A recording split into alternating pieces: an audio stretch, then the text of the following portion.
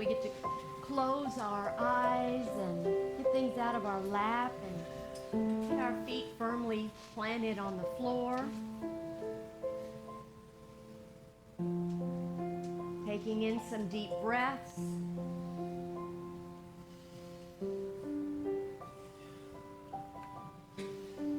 We focus our attention on our heart space.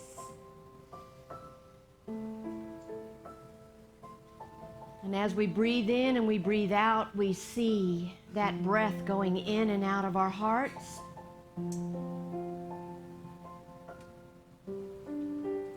As we center ourselves into this perfect time and space,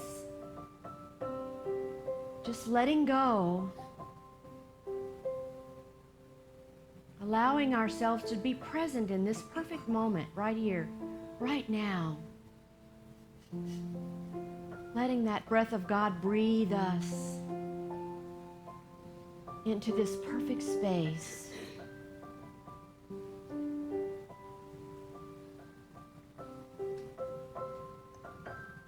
I invite you to bring into your mind, could be a person or a situation in your life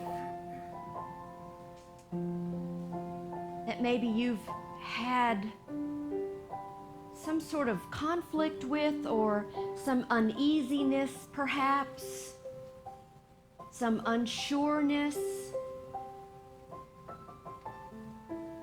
Maybe there was an outcome that you wished would have been a little different than what it turned out to be. You know what this issue is that you're bringing up in your mind right now.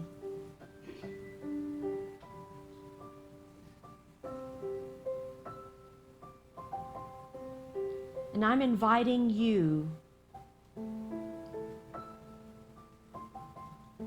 to take this opportunity to see it differently.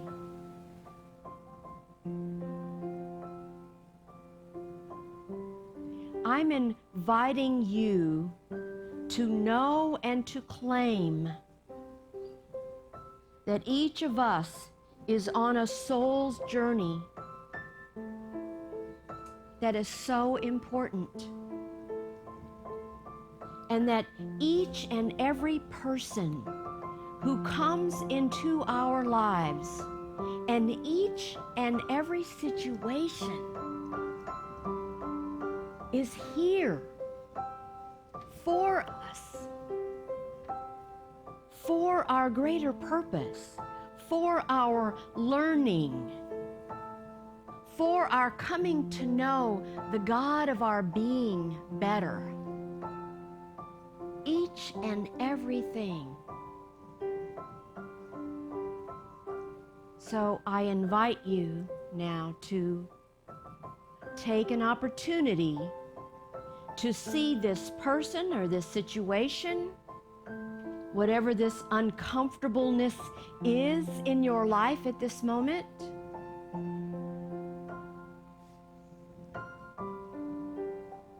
And I ask you to bless it.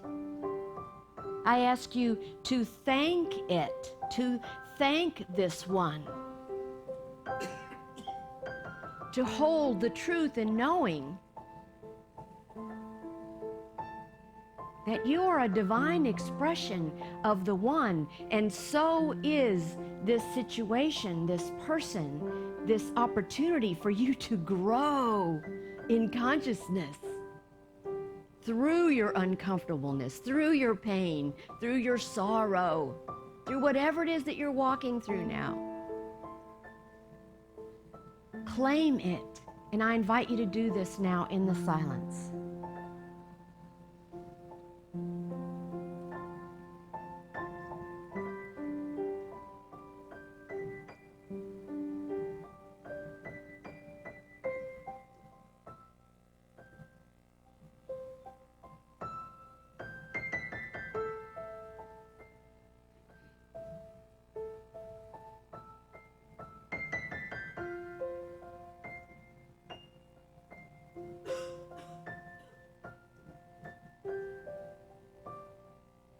This is what we know. The truth in our first unity principle, God is all there is. God is omnipotent, omnipresent, omniscient, all-knowing, all-powerful, everywhere present in every situation all the time. That means there is no spot where God is not. God is in the midst of you as you every moment of every day. And so when we know that in our core of our being, we know that all things are for our highest and best. And so we choose to show up in love. We choose to show up in peace, to be the ones, to be the energy that the planet needs. We choose it now. To be that which we know Jesus taught us to be. First and foremost, the love that we came here to be. And so we say thank you, indwelling Spirit, for this opportunity to remember just how powerful we are to see things rightly and to choose to reconcile all differences, all negativity in our mind, moment by moment.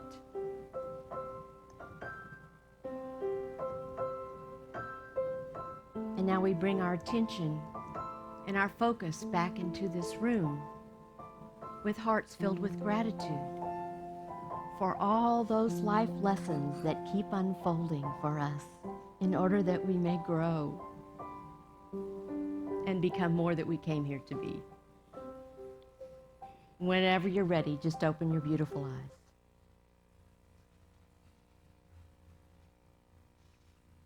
The beloved community. You know, February of 2020, I'm talking like 3 weeks before the pandemic shut everything down on the planet practically, right? Reverend Diane Scribner and I got on an airplane and flew to Atlanta, Georgia to a Unity annual summit that my prayer partner from Unity of Atlanta was hosting there. And one of the things that happened there was they had scheduled a bus tour for those of us that were attending that conference, and we got to go to the King Center. Oh my gosh, to see all there was to see in the exhibits, the grave sites of Dr. King and Coretta, all of this wonderful material in the King Center about the beloved community. All of these plaques and all of these pictures, and it was just amazing. It was just amazing. I was so grateful to have that experience, because to experience that was to feel the passion that one man had for how this world could be, how much better our society could be, right? I was truly inspired by all of the exhibits there. He believed in something at the core of him. One of his quotes that I read there is, "Our goal is to create a beloved community, and this will require a qualitative change in our souls as well as a quantitative change in our lives." And I invite you to remember that as we move through our service today. This is our theme. So we're talking about, in the month of August, we're talking about family. And so I'm sort of expanding that to universal family, right? And we have an affirmation that we're saying. Say it together. I am grateful for my family, both of my birth and of my heart. And that's so true, isn't it? We have all kinds of family. All kinds of family. And I wanted to talk a little bit about this vision that Dr. King had for our country because of this monthly theme. Because that term, beloved community, was first coined by a philosophy professor at Harvard, Josiah Royce, a long time ago. And it's this concept of being this vision of world peace that was put into practice and was embraced by the philosophy of nonviolence and reconciliation that was preached, developed, and practiced by Dr. Martin Luther King. Now, I don't know about you, but I think we need a lot more of that right now. Don't you? We need those concepts. I don't know what's happened to us, but we need that. We need that focus, right? So just a few of the key concepts are, number one, I just kind of pick and chose because there's multiples, but an all-inclusive spirit of sisterhood and brotherhood will replace all forms of racism, discrimination, bigotry, or prejudice. That's a good one. Number two, love and trust will triumph over fear and hatred. Right? Number three, peace and justice will prevail over war and military conflict. We need more of that. It's about seeing each other as equals with respect, irregardless of what culture we come from, what belief system we come from. That's what we love about Unities, because we come from all sorts of beliefs and all sorts of cultures and all sorts of backgrounds. So another one of the key components is also this spirit of friendship and goodwill that's guided by reconciliation. Now, reconciliation has a couple of different definitions, but the one that I like is the act of making one view or one belief compatible with another. Seeing and believing that what someone else thinks is okay. You don't necessarily have to agree, right? But Dr. King said no matter who the adversary is. Dr. King is quoted as saying, "It is this type of spirit and this type of love that can transform opposers into friends. It is about this love which will bring about miracles in the hearts of men." He's helping us to recognize that we are all interconnected. There is no separation. There is only one mind, one heart, one God, right? One beingness. It makes so much sense to me that we choose reconciliation, that be our word, that be our focus. It sounds amazing to me. Doesn't it sound to you like it's something that we need to make happen? So my question is, so why is it so hard for us? Why is it that everybody seems to be struggling? A lot of people seem to be struggling. What if we still respect each other no matter what our belief system is or where we came from? So, you know, as always, I always say there are no accidents. There just are no accidents. Things always happen the way they're supposed to. So June, the end of June, when I went to People's Convention, our annual conference for Unity, I sat in a session with this gentleman. Doing the session was Jim Lockhart, and he wrote a book entitled Being the Beloved Community, Spiritual Leadership to Master Change. Right? You can't make this stuff up. It was amazing. He talked about the three big ideas, and I'm going to share that with you now. Number one, he said, is understand cultural revolution, because it's going to happen. It is happening, and it's leading to complexity, which causes change. It's always changing, right? So that's number two. Evolution is fluid. It means it's constantly changing. The flow state means that there is no decision that is final, because it's going to change Everything's going to change. So about the time you get used to something, it changes, right? It's the way we are living in this time. So we have to be able to adapt. We've been doing this, I feel like, since 2020. We've been learning how to adapt, haven't we, since the pandemic? It caused us to do things differently, to see things differently, to live differently, to show up in church on Zoom. It showed us different ways of being, right? The third one is evolutionary leadership recognizes that emergence is natural and is comfortable with complexity, uncertainty, and paradox. If you can't be adaptable and flexible, you can't be a leader in this time, because you have to be able to realize that there is going to be more complexity and more change coming down the pike, and you have to just be able to go with that flow. So I'm thinking, I'm reading this and I'm remembering that session, and I'm thinking, oh my gosh, this is about principle 3. This is about, we have to reimagine everything, don't we? We have to think about things differently. That's our principle 3. God is, I think we have to think about, we have to focus on.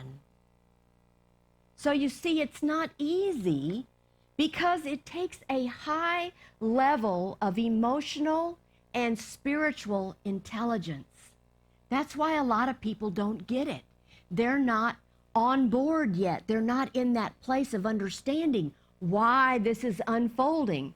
Because when we believe that God is all there is, we trust and we know that it's all unfolding for the highest and best always, even if we don't necessarily like it. So our job is, how can we be as present as possible to this evolutionary change, this shift that's happening in our planet? It's not just in our little church, it's everywhere. It's a whole planetary, evolutionary consciousness that we're talking about. So another reason that we struggle, I believe, that we are having trouble getting along with each other, is because we all come from different understandings. We all come from different backgrounds and different cultures.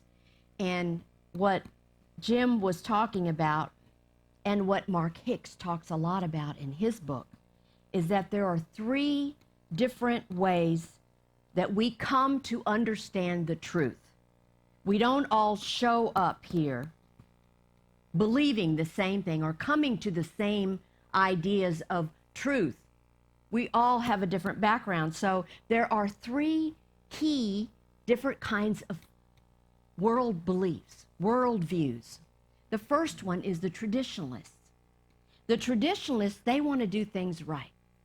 They want to do things right. They're sort of like the Fillmores. They like to do things right. They like to do things according to principle. And then we have these moderns, and they have kind of status in their mind. They're a little competitive, right? And then we have these postmoderns who want to be a part of community. They want love and peace and, all of that. So there's 3 different ways. You are all one of those 3. And according to spiral dynamics, if you're traditional, you're blue. If you're modern, you're orange. If you're postmodern, you're green. And so Reverend Mark Hicks, in his book, The Credo of a Metaphysical Christian, explains that all truth is universal. Although it's universal and unchanging, we assume that everybody learns the same way. But you see, that's not the truth of it. We come to understand truth based on our own worldview. So for traditionalists, they believe that truth is revealed to them. They believe that they learn about truth through their intuition, through their meditation. They practice oneness. They see a consciousness of the perfect idea of God in mind. They go to the silence like the Fillmores. That's the traditionalists. Then the moderns, they are completely different. They believe that truth is discovered. They observe nature. They love scientific discovery. They love deductive reasoning. You know, they're thinking it through, right? They like quantum physics. They like crystals and energy medicine. Do you see how different that is than the traditionalists, right? And then we have the postmoderns. Now, this congregation is made up of all of these. The whole planet is made up of all these. The postmoderns are relational. They're different yet. Whatever leads to compassionate, loving relationships, they're attracted to Course in Miracles. They're all about the love, you know. That's the postmoderns. Now, you know people in this church, and you know some of all of those folks, that we all come to this understanding in a different way. 3 different ways of operating. Not one is the best way, you see. They're all fine. It's the way we understand. They all get us to where we want to go. It doesn't really matter, right? It gets us to truth. So now what? Now that we know this, now that we realize we're all sitting here with a different worldview, how do we bridge and bless the diversity of unity? I would suggest that we honor each and every person's view, each and every person's worldview. We may have different views, but just being aware of the fact that people come into truth and see truth and understand truth differently doesn't mean we can't love and respect them for where they are. We're all on the same ultimate path, right? We embrace all paths.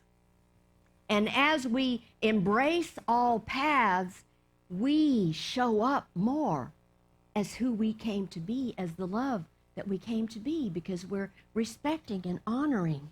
And when we do this, we expand our consciousness, you see. So I'm taking you to the Bible today. Now, I have never, in my whole course of ministry, which has been some number of years now, never quoted Amos. But today, I found this verse I want to share with you. It's Amos chapter 5, verse 24. I love the visual. But let justice roll down like waters, and righteousness like an ever-flowing stream.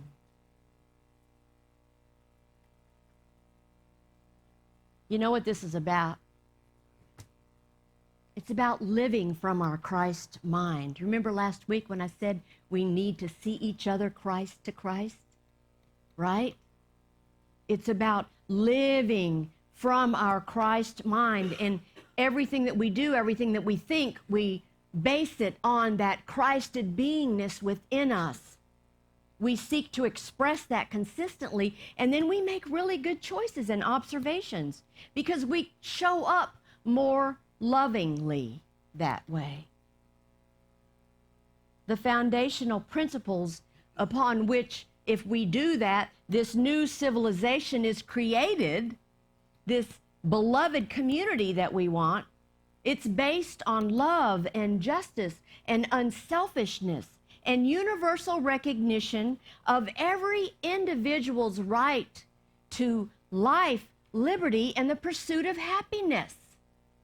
We want that for everybody when we're living Christ to Christ. So applying the rules that Jesus taught us in the New Testament will restore peace and harmony, and it'll perpetuate righteousness throughout the world, because we can be a positive aspect of this evolutionary flow of consciousness if we so choose it, right? That's why we sit in church. That's why we come to book group. That's why we take classes. That's why we become members. That's why we become prayer chaplains, because we want a deeper, richer understanding of who it is that we came here to be. So there's this old book that Mark Hicks just republished recently. It's called The Fishers of Men. And there's a chapter in the very beginning of the book, and it's about love. And he says, For God is love, and Christ is that love made manifest on earth. To know such a love is to know what eternity is. To be possessed by such a love, or to possess another with such love, is to be in the kingdom. And when one is in the kingdom, he is separated from all trouble, all discord, and all evil. That is why Christ did not pray when people came to be healed. What did he do? He just loved them.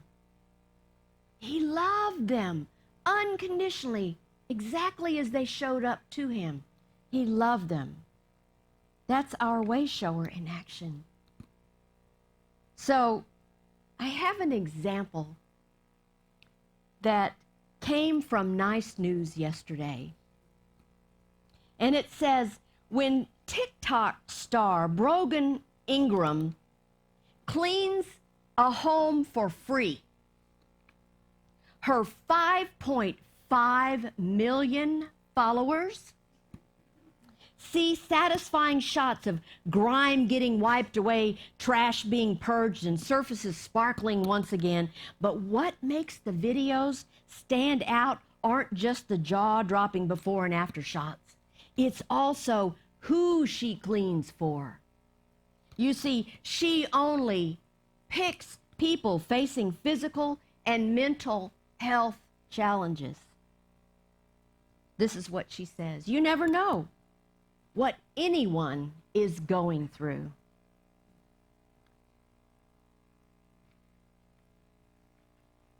It's the truth. She's just showing up as love and cleaning somebody's house. Eric Butterworth says in his book, The Creative Life, 7 Keys to Your Inner Genius, he says, creation is not something that God does or did. It is what God is. It is what you are. You are creating. You are choosing. So I invite you to consider being someone who's invested in helping us create a beloved community. Are you on board? Yes. Can I hear an amen? Amen. All right. Now it's time for joke. Okay, so there's this woman telling a story about they're tucking in their 5 children in the evening, and all of a sudden, the 3-year-old Billy just starts wailing and wailing, so they run back in the room, and he thinks he's going to die because he swallowed a penny. He's sure he's going to die, and desperate to calm him, the father palms this penny out of his pocket and pretends that it comes from behind Billy's ear. And Billy's so excited, he grabs it and he chunks it in his mouth and he swallows it and he says, "Do it again, Dad."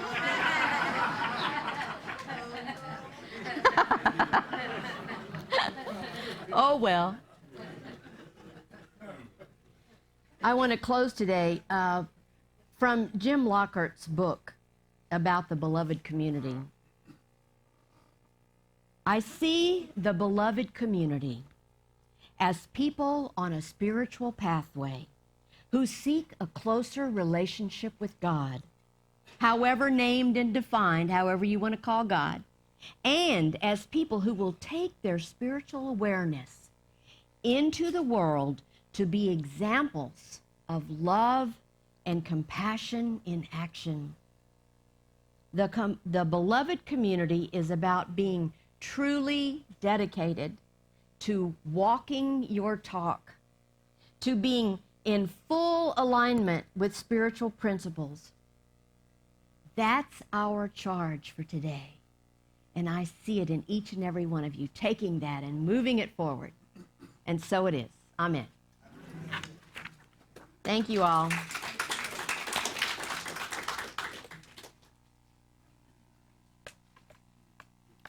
And now we get to bless our beloved community here with our gifts and our tithes. And those of you who are online, if you're punching the PayPal button or if you're giving through Bree, some of you give automatically. We're so grateful. We just invite you to take your offerings and tithes in your hands.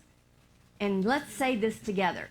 Divine love, through me, blesses and multiplies all that I am, all that I have, all that I give, and all that I receive. Thank you, God, that this is so.